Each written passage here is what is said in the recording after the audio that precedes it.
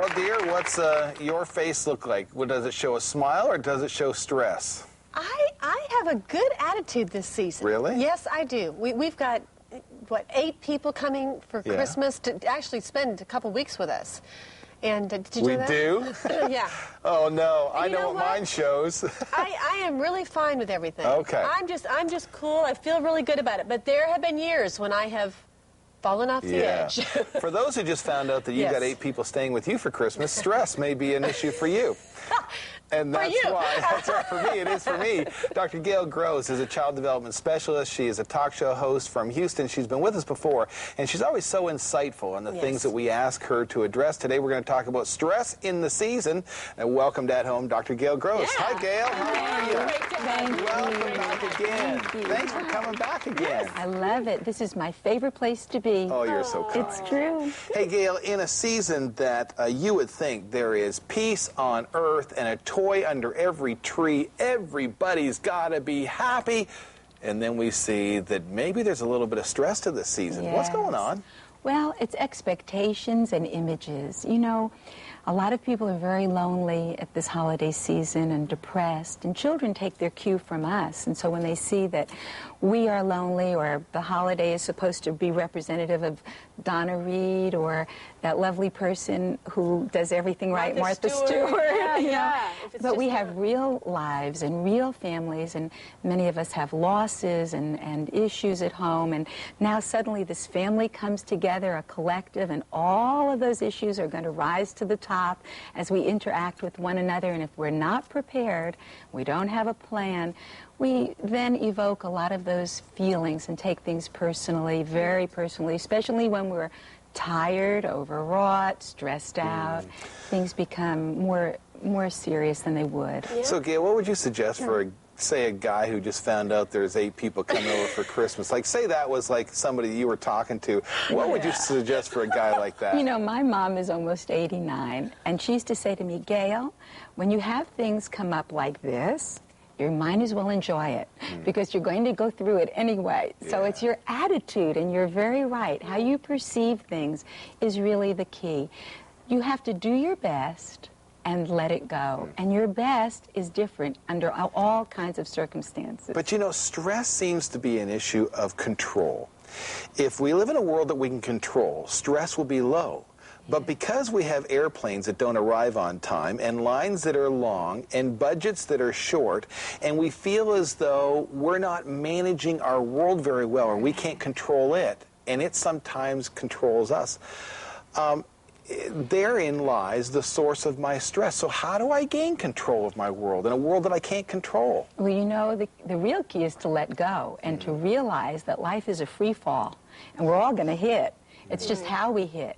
If we hit grabbing onto the rocks and the bushes and the trees as we fall, then we're going to be very bruised when we land. But if we just surrender and just go with the flow, so to speak, give up our control to God. What happens when we're very controlled? We become very controlling. It's just the absolute expectation. So be kind, be gentle, and realize that we aren't going to be able to control all these things.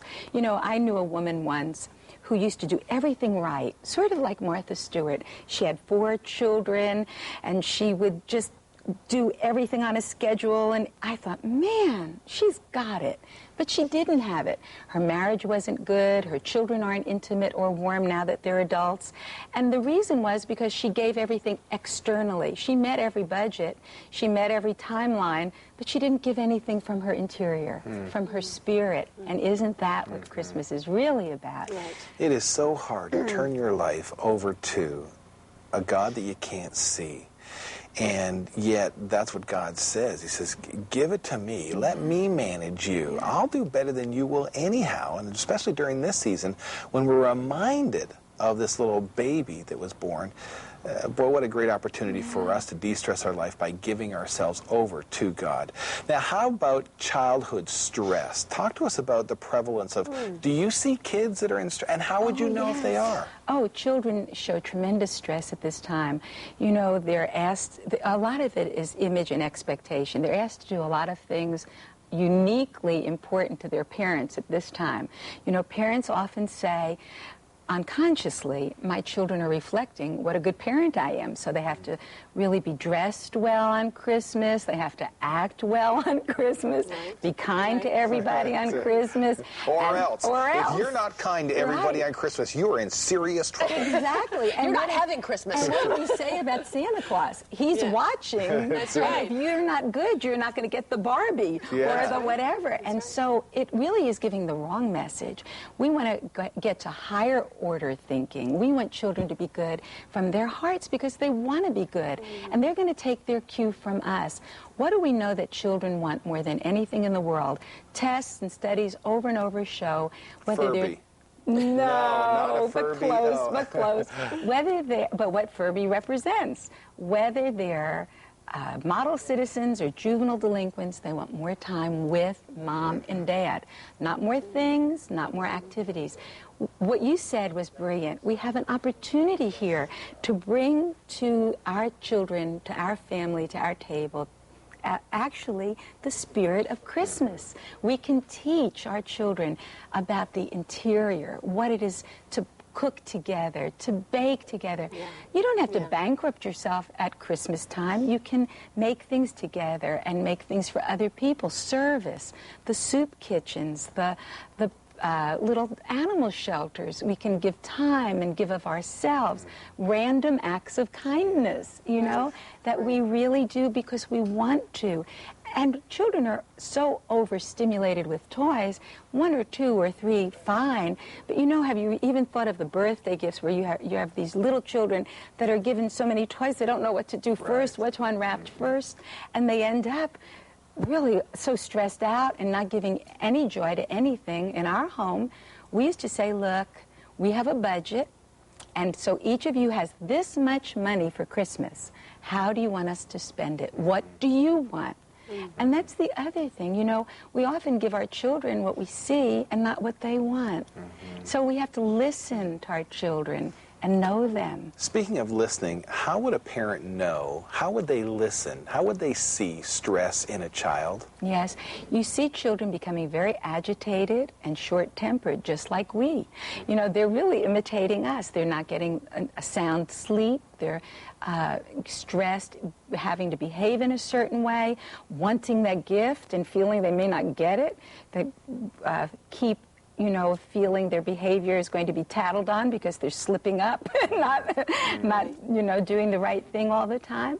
And the expectations we have for our children start changing their eating habits, their sleeping habits, all the signs of stress. Some kids get depressed because they fear that their brother or sister is going to get something that they want and they won't. So, Gail, if I saw my children exhibiting some of those symptoms, what would I do? What would I say? How would I intervene? What's the best way? Sit down with your family, and what's the best way to communicate? Listen.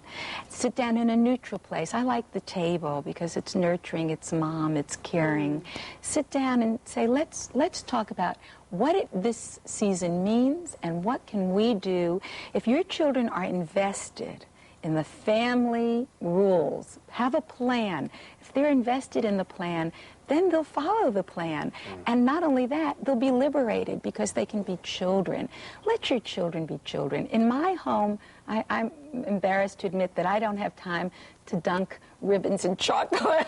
Oh, my word, the truth comes out finally. Now we know the truth. I never made a perfect Christmas. I call the grocery store. I tell the truth. I say, please let me have the cooked turkey with all the fixings. That's right. And then I put them all in nice dishes. And I do one thing with the whole family, and that's put it out. We put it out together. There you go. And that takes away a lot of stuff that to me isn't important. For me, what's important is connecting, connectedness, intimacy. You know, one sign of our culture is how we externalize. It's about things. But really, the spirit of Christmas is to internalize. Let your fingers do the walking. I heard you say earlier about the internet. Sure, order over the internet, order from catalogs, save your time. Really Do your shopping during the week, not family time, not on the weekends. Be with your family. It's all about relationship. It's about relationship with each other. It's about relationship with the God that loves you. And He can take the stress out of your season when we decide to give things over to Him rather than to hold on to them so tightly. Gail, thanks for reminding us of this season. Does she not look like Fran? I mean, come on, let's be honest. Is this not Fran? It is Fran. Much more beautiful. That was the other thing I was going to say. What a nice thing to say. Dr. Gail Gross, thank you again for joining us. Thank you for having me. Merry Christmas. I know. We're going to take a brief break, and if you're under a little bit of stress, I think you can de-stress yourself with a little bit of saxophone playing from Kirk Whalum. Come on back and join us.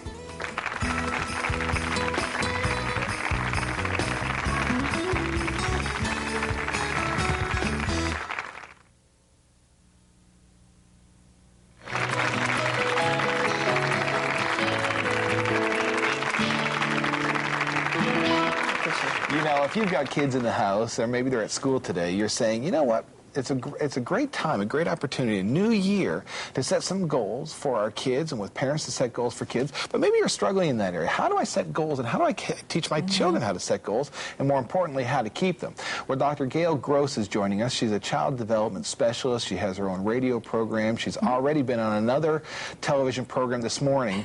Competing television program that we won't talk about, sort of. But she's with us now. Welcome to At Home Live, Dr. Gail Gross. Hi, Gail. How are you?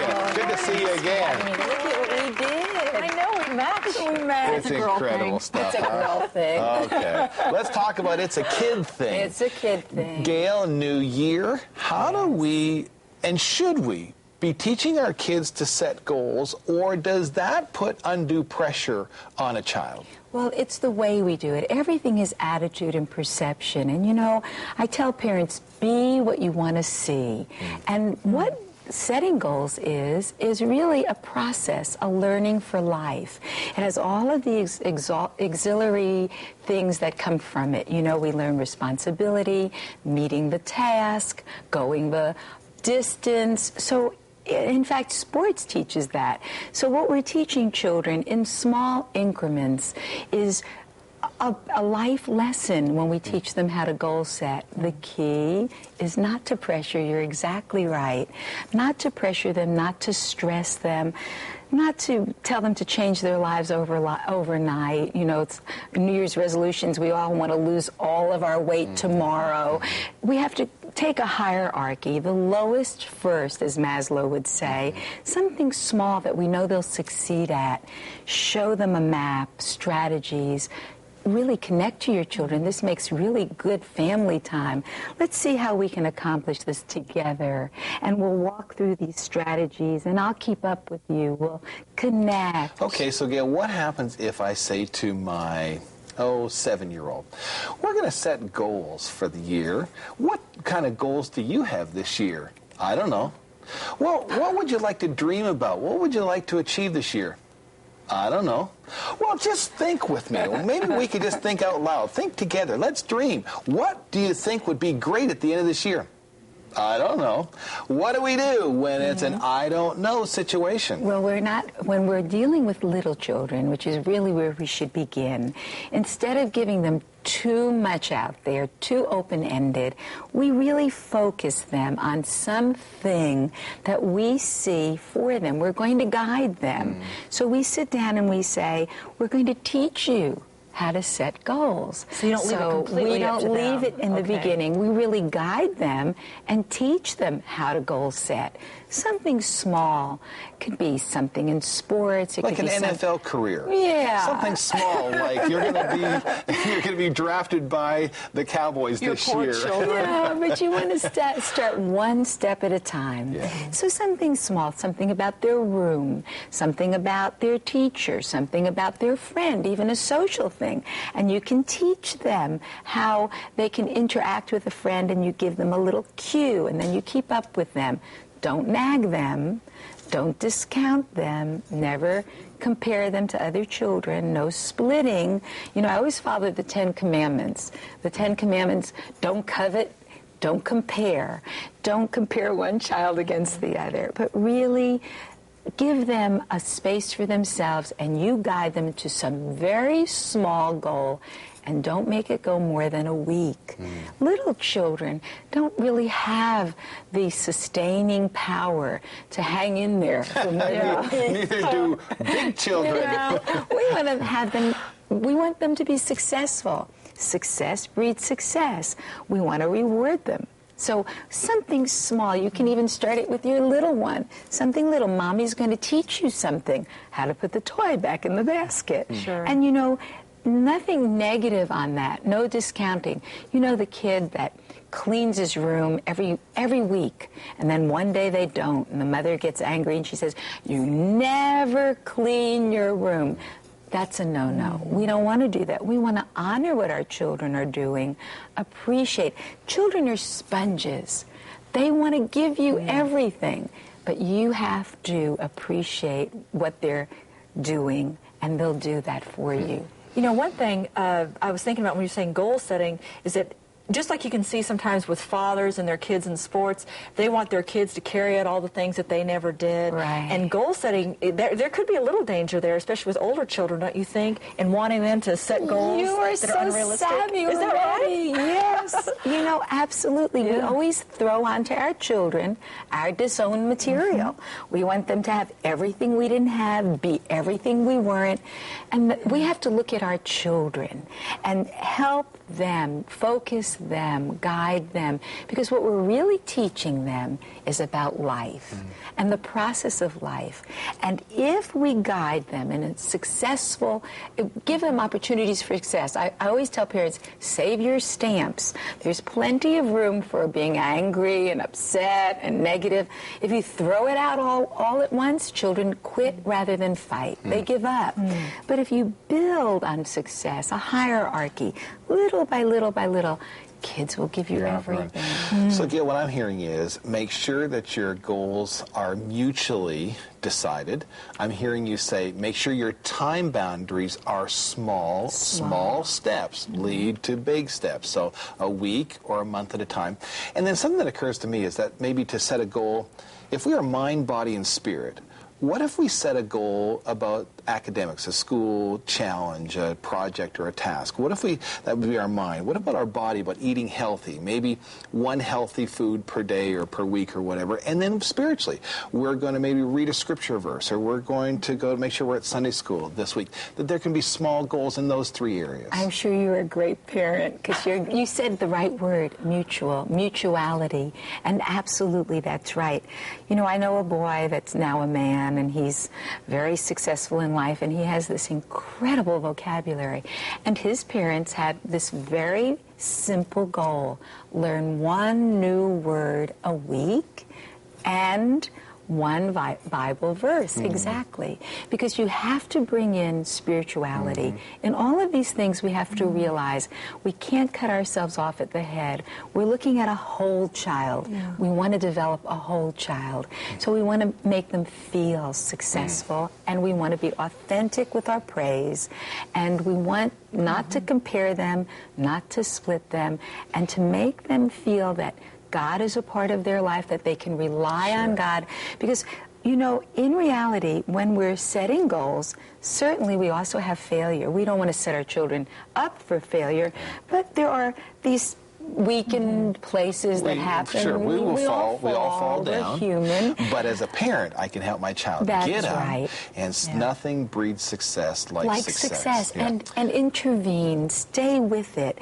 Interact with your child. How are we doing? How is it coming? How are we doing, kid? There's a fine line between pressure and interest and consideration. Well, Gail, so much to talk about, so little time. But I think if we could at least introduce our viewers to the thought of, as moms and dads, let's help our kids set goals and let them be healthy goals and let them be short-term goals and watch how our kids develop as we take parenting seriously.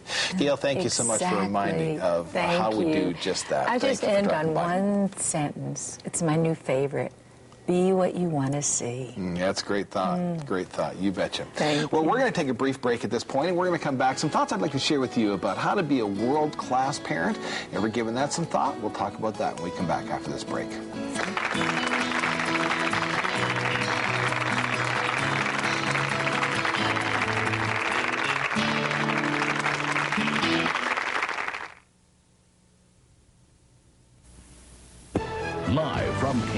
WNC Channel 2, where local news comes first. This is News to Houston with the Night Beat team. Good evening. Bill and Dominique have the night off. Could Texas schools be the next target of terrorism?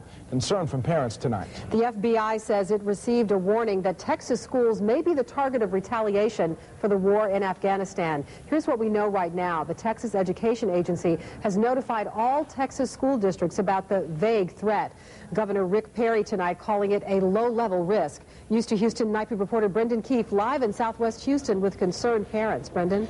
Linda, the buses ran today. They will run again tomorrow. Because it is a low-level threat and because they don't know which school the terrorists would hit if they do hit any schools, the schools will run again tomorrow and the buses will run again tomorrow.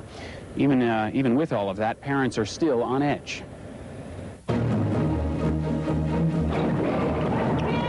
It's about defense. Not just on the court, but also in the classroom. Texas schools, the target of a vague terrorist threat the FBI is taking seriously. People are taking it seriously because we still have security everywhere, but I don't think they're taking it as seriously. I mean, if they're going to do something, they're probably just going to do it. I mean, we'll try to stop it. Because we don't know where they're going to go or when, so if they do, nothing we can do about it. We all have a difficult time accepting the abhorrent, something horrible. Child development specialist Dr. Gail Gross says kids may feel helpless, but not hopeless. You have to be prepared. That's very important, and yet be normal. That's a very hard line to walk. The state's nearly 1,200 school districts remain on the highest state of alert. But how do you protect against such a vague threat when you don't know who the attackers would be, where they would strike, or what weapon they would choose? It is very likely that a particular cell could be out there someplace and may be part of such threat.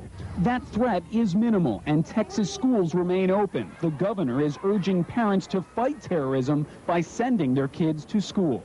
Texans sent their children to school today, and they should do so tomorrow. You can put a stop to the aims of these terrorists, of course, by doing what you normally do. That's what the president and the governor have been saying all along. That is because the object of terrorism is to get us to change our ways and to turn us from a free society into a captive one. We're live in Southwest Houston. I'm Brendan Keefe. And there is this to add to our big story tonight. There are 1,183 school districts in Texas, and each one was informed of the threat. Law enforcement will increase security in and around schools until the threat is cleared.